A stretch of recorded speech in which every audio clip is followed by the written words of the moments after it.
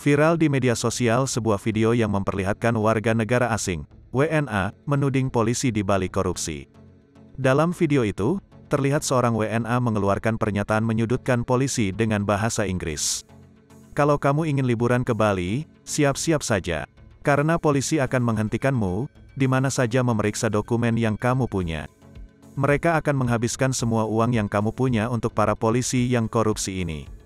Semoga beruntung, kata WNA itu seperti dikutip dari video. Video yang viral di media sosial itu menuai berbagai tanggapan dari warganet. WNA itu lalu membuat video permintaan maaf dan diunggah di akun TikTok @lerusi_k. Video tudingan ke polisi itu juga telah dihapus.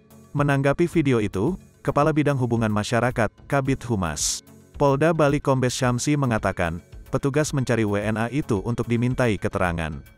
Ia mengatakan pihak kepolisian tetap harus meminta keterangan WNA tersebut meski sudah menyampaikan permintaan maaf di media sosial.